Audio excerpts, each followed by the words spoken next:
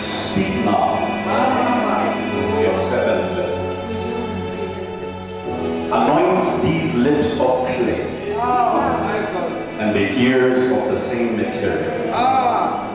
And we will come down from the Zion giving you praise. Let the words of my mouth, the meditations of my heart be acceptable in thy sight. O Lord, my strength and my redeemer. Somebody clap hands for Jesus.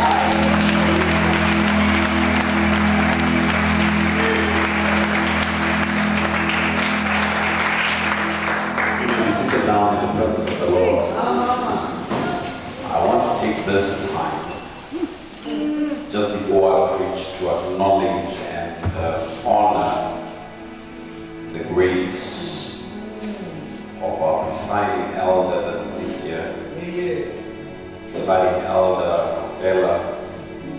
We had a good conversation before we started here. I want you to help me celebrate and thank God for his life. Can we put our hands together?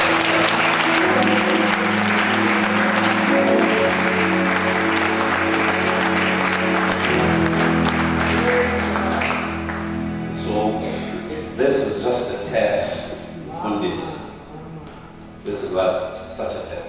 So you can't tell me anything about AME because I'm a child of this house. Yes, there's a reason why I'm doing this.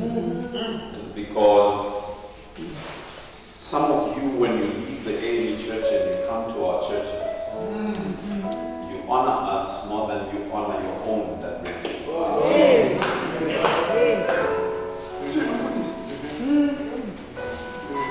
When someone that speaks a different accent will enter the house, will stand on our feet and celebrate them. But we never celebrate our own. Yes. It is an error as an African child not to celebrate your own. And if this means anything to you, I want you to do me a favor and let's celebrate the presiding.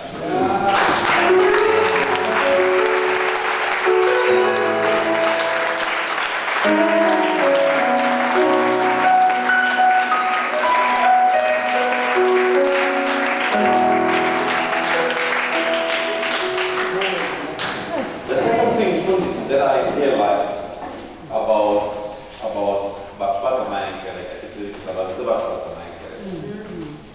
is that once I leave the pulpit, they'll be quick to go to my inbox and ask for prayers. But the Bible says the shepherds that God has given unto you are the ones that labor and hide for your life. I'll come here and preach and get you excited, but truth of the matter is I'm not responsible for you. And I want you to help me celebrate the people that labor for you. Can help me celebrate celebrating God.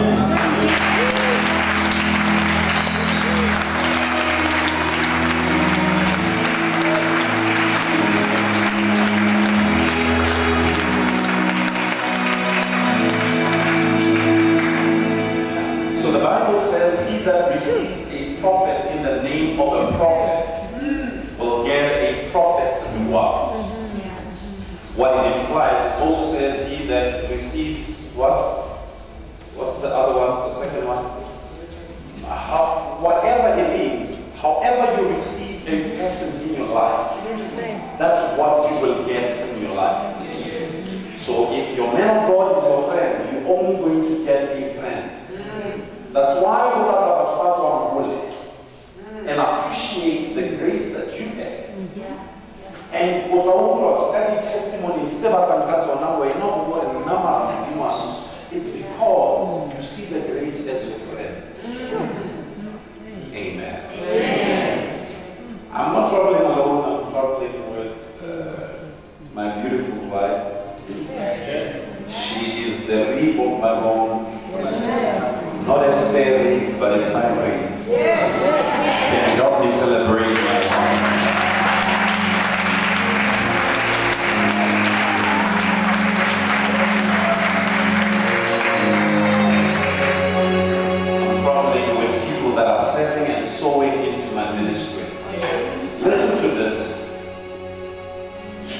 You're not doing your pastor a favor when you serve them.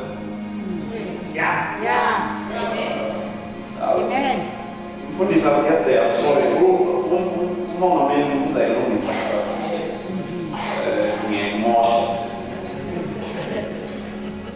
The problem about our generation is that many of us are running for the mic, but no one wants to serve. Yes, sir. There is a great reward to be a second man in the first position. Yes.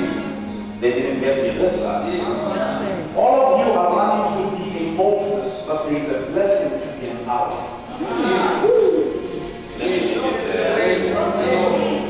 Let me leave it there. And that's why the church is in disrepute, because we have people that want to lead, but they never serve. Yes. I was here yesterday when Bishop Leslie. We both carry the same title, but we are not equal. And that's why I don't have a problem of taking his jacket, because I'm called into leadership.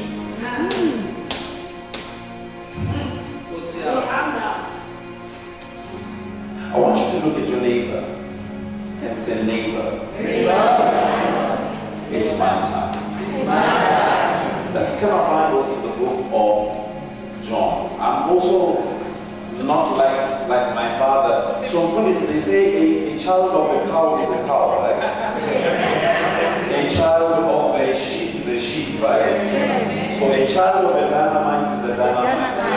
Hallelujah. So I'm going to do my best to represent him well. And before I preach, I want to acknowledge it was not my chance to speak today. It was going to be the Reverend Zondi. And because of not being well, God had his own plan. I want you to stand and let's pray for her. I want us to pray for her. I want us to pray for us. I want us to pray for her. I want us to pray for her. If you don't know what to pray for, I want you to just release a blessing over her life. Release healing over her life. So God says to Moses, I will bless them that bless you. And he says, I will curse them. And we read it, but we don't understand. A blessed man is a mirror. They didn't get me. A blessed man is a mirror. When you bless somebody who's blessed, you will be blessed yourself. If you don't know what to say, just release a blessing and automatically it will come to your life. Whatever you send out to a blessed man will come back to you. If you curse a blessed person, you will be cursed. And so the best thing that you can ever do for yourself is to release a blessing. And distance is not a barrier. I want you to open up your mouth and begin to lift it up in prayer. Just begin to mention a name and let us pray. Father, we give you praise. Lord, we give you glory. We worship, we bless your holy name. Father, we pray and stand in agreement with our sister, Reverend Zondi, Father, family, husband and the son, and we pray healing, restoration into their family. Ancient of days, even as we begin to heal them, I pray that the same oil will come upon this house. I give you glory for what you are about to do. I give you praise for what you are about to release. Father, we humble ourselves that you may be exalted. We keep quiet that you may heal, touch, and deliver. We give you praise, we give you honor, we give you glory. In the mighty name of Jesus. And the church shout glory. I said the church shout glory. Hallelujah. You may sit down. The book of John, chapter 5.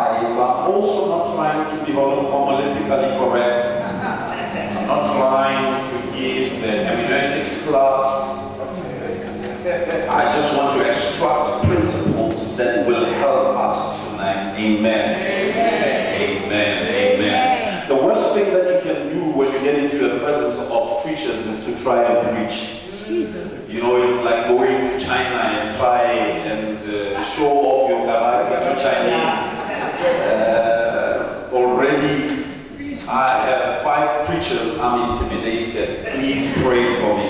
Hallelujah. Amen. And so John chapter 5, reading from verse 1, if you have it, say yes. Yes. It says, after this, somebody shout after this. After this. A Jewish festival took place, and Jesus went up to Jerusalem. By the sheep gate in Jerusalem, there is a pool called Bethesda. Somebody shout Bethesda. Bethesda. And Bethesda in Hebrew, which has 5 colonnades, within these lay a large number of the sick. Somebody shout sick. Blind, lame, paralyzed, waiting for the moving or the troubling of the water. Because an angel will go down in the pool from time to time and stir up the water. Then the first one who got in after the water was stirred recovered from whatever ailment he had. Somebody shout yes. Yes. One man was there who had been sick for 38 years. When Jesus saw him lying there and knew he had already been dead a long time, he said to him, do you want to get well? Sir, the sick man answered, I don't have a man to put me into the pool when the water is stirred up. But while I am coming, someone goes down ahead of me. Get up, Jesus told him. Pick your mat and walk. Instantly, somebody shout instantly. Instantly. Somebody shout instantly. Instantly. Instantly the man got well, picked up his mat and started to walk.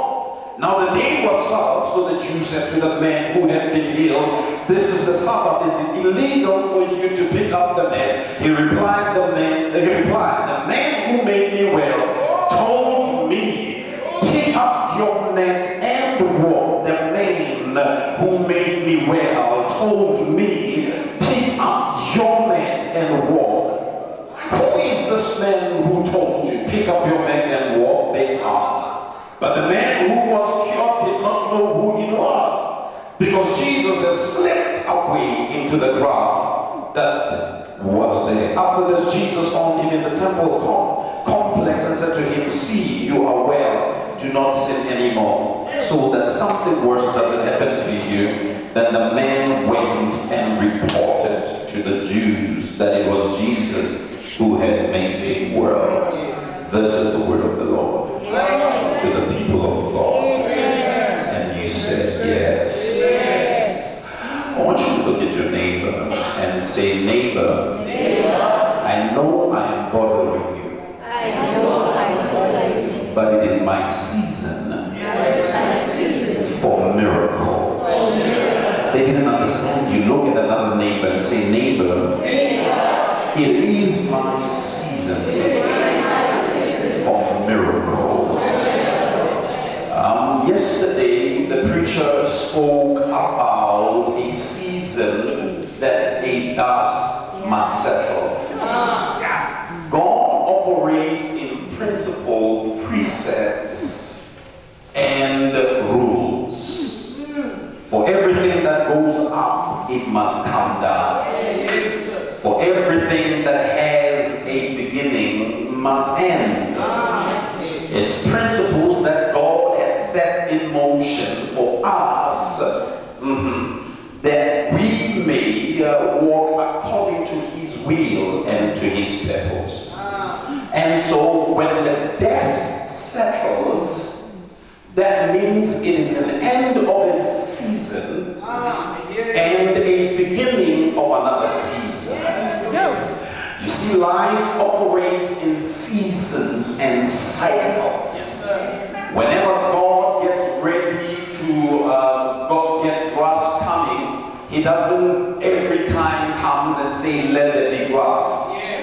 He has spoken into an eternity, and when he said, let there be, he released seasons and cycles. Brothers and sisters, whenever God is about to do something, or he's about to reveal himself in our lives, there is at least two things that God does in our lives. One is that God launches us into seasons and to cycles.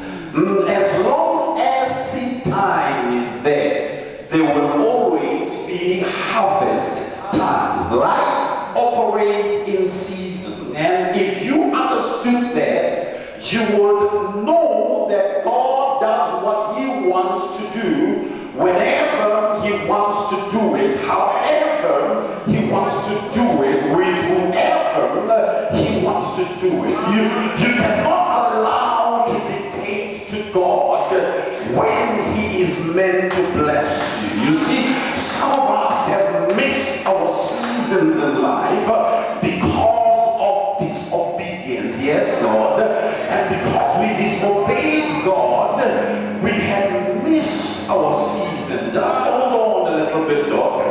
I am getting to work. So whenever we miss our season, that means that we have to wait full swing for the season to come back again. You see, brothers and sisters, there are things that are meant to be harvested in winter that you can't harvest in summer. There are things that are meant to be harvested in spring that you can't harvest in autumn. Some of you are out of alignment in seasons with God, and sometimes you are bitter when God is blessing other people as if God is a respecter of persons. But I am here to tell you that God is not a respecter of persons, but he is a respecter of principles. I want you to look at your neighbor and say, neighbor,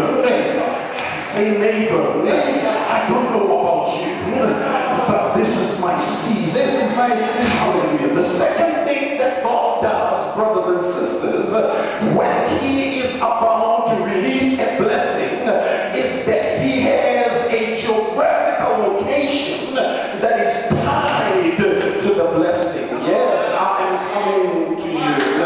There is a geographical location. You see, you cannot do what you want to do wherever you want to do it. I'll say it again. You cannot just sow a seed anywhere. You have to be at a specific place where a seed. I don't know who I'm preaching to, but God has ordained a blessing for your life, and it is tied, hallelujah, glory to God. And I know, men of God, some of us say we won't come to church because God is everywhere, so I can pray at my house. Well, it's not every ground that is a fertile ground. God is not a respecter of principles. Somebody shout, I hear you. You see, if God wanted to use or speak to Moses anywhere else, we could have spoken to him at Jordan. He could have spoken to him at Israel. He could have spoken to him at Canaan, but he spoke to him through a burning bush at Midian. God is a God of location, of places and spaces. You cannot do what you want to do wherever you are. Hallelujah. Hallelujah.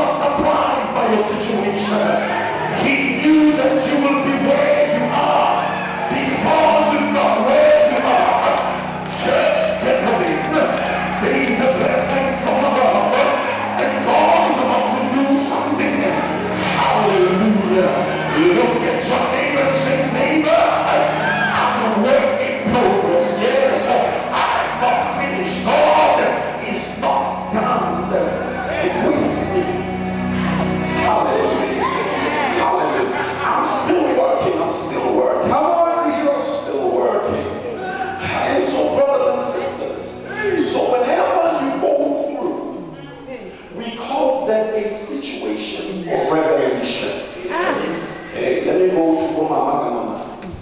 When God is about to bless you or to reveal a dimension of himself, he creates what we call a situation for revelation. I don't get you there. Some of you are acting as if God is trying to kill you by your problems. But you see, if God wanted to kill you, he would really kill you. But the reason that you're still alive is that he wants to reveal who he is. How would you know that he's Jehovah Jireh if you were not hungry? How would you know that he's the river of living waters? How would you know that he's Jehovah Rapha, the Lord my healer, if you were not sick? So he creates a situation for revelation. How will you know that he is the bread of life? Had you not been here, I hear the Lord ministering to the church that this is a situation for revelation. Don't give up, don't lose hope. He's about to show up. Somebody shout yes. Hallelujah. Hallelujah. Yes. So we act as if he was always known to be Jehovah Jireh. But he was not always known. He had to create the situation for revelation. Yes. Matata how? Our bonds are in Imani.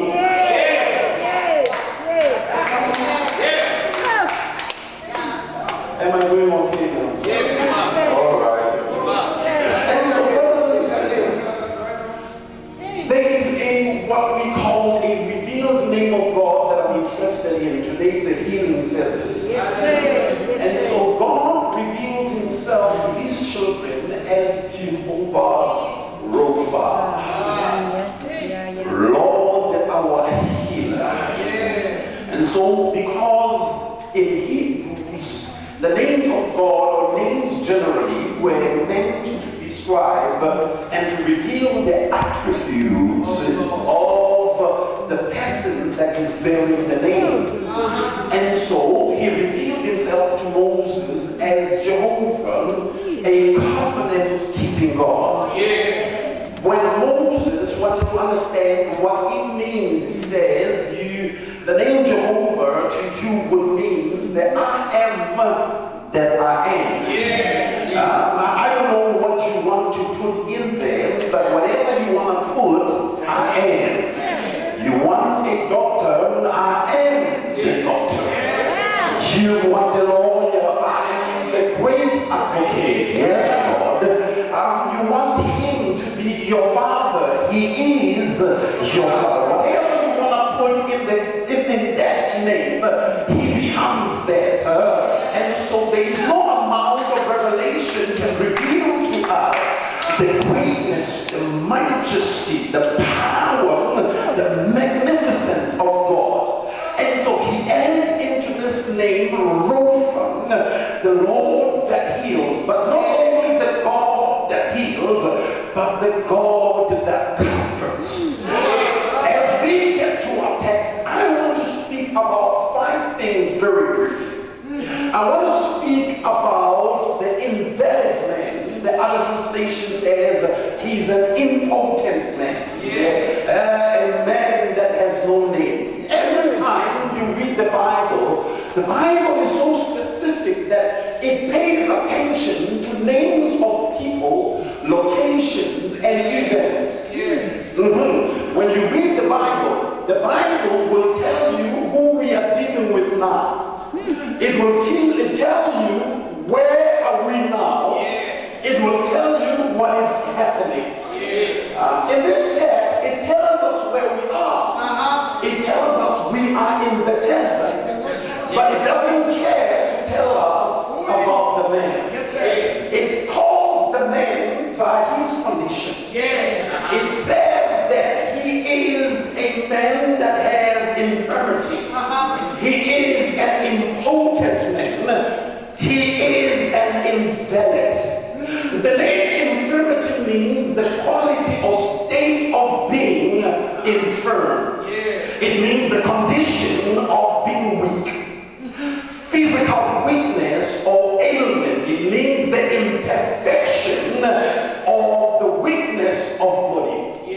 And so the reason the Bible has an open-ended question about the man is because the man, hallelujah, as his condition could be anyone else. And so when you read the text, you might as well put Zondi in it. Because there are some weaknesses and imperfections that God wants to heal in my life. You might not be physically sick, but you might be emotionally sick. You might not be broken in your heart, but you might have challenges with a broken marriage. Preach, Holy Spirit. You might not be challenged, praise the name of Jesus. Hallelujah. And need sickness in the body, but your vision might need healing. You might need healing in brokenness. And so whenever the Bible speaks about the invalid man, it speaks about me and you. And so God is trying to say to you that there is a condition that I'm getting ready to heal in your life. The second thing the Bible teaches us is the place where healing was expected. Bethesda, it is a name that refers to a house of grace. It is a house of mercy. Some of us have been to Bethesda the rest of our lives. What are you talking about, preacher? I'm talking about you. You have been in church for a long time. You have been coming in and out. But your sickness has always been the same. You have been in Bethesda, and you are hoping for all these years that you will be healed. Preach, Holy Ghost. Hallelujah. But your healing has remained the same for a year. But I heard the Lord declare that I am about to visit, hallelujah, a place in Kroonstad that are bringing healing and deliverance. High five your neighbor and say, neighbor, you are in the right place at the right time. The third thing that the Bible teaches us about this condition is the duration of the sickness. The man has been sick for 38 years. How many of you have been crying to God and say, God, until when? God, why me? It's been a long time. I see friends and families. They are getting promotions, but I'm still praying the same prayer. I see other people being blessed with jobs, being blessed with businesses, but I'm still in Bethesda. Hallelujah. I heard the Lord declaring to you, church, that there is something that is about to break forth. Shout glory! Shout glory! Shout glory! The fourth thing is the obstacles that the man experienced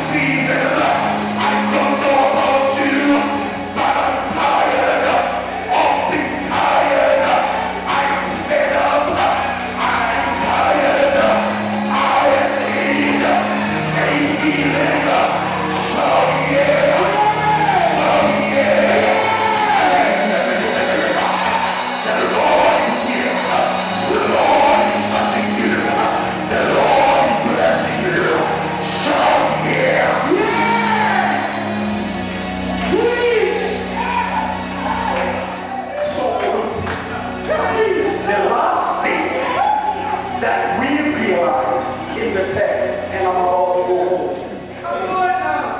is that Jesus says to him, do you want to get healed? So look at your neighbor and say, neighbor, do you want to get healed? And the revelation that this man had, man of God, he answers Jesus, I banner. I get more feet, more like a boy to Allah. You see, there are miracles in our lives that means amen.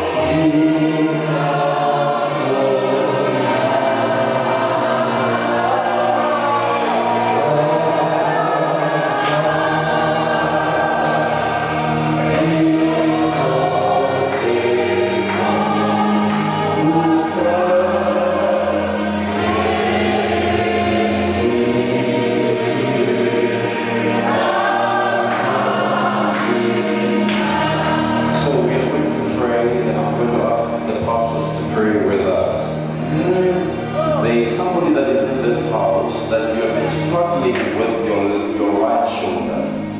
Your right shoulder. You have been struggling. If you are here, come forward. We want to pray with you. I want to pray for somebody who has been struggling with what appears to be a migraine headache. You have a sharp pain in your head. If you're here, come forward. I want to pray with you. Glory, glory, glory. I want to pray with somebody here, and the pastors are going to help me pray.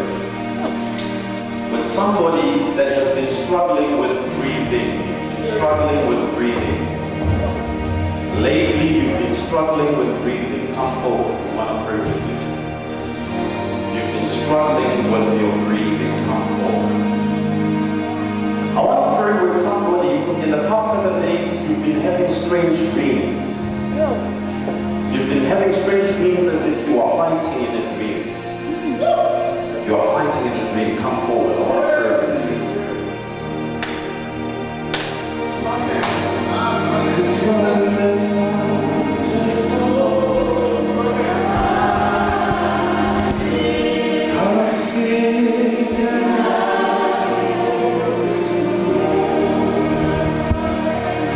Yes.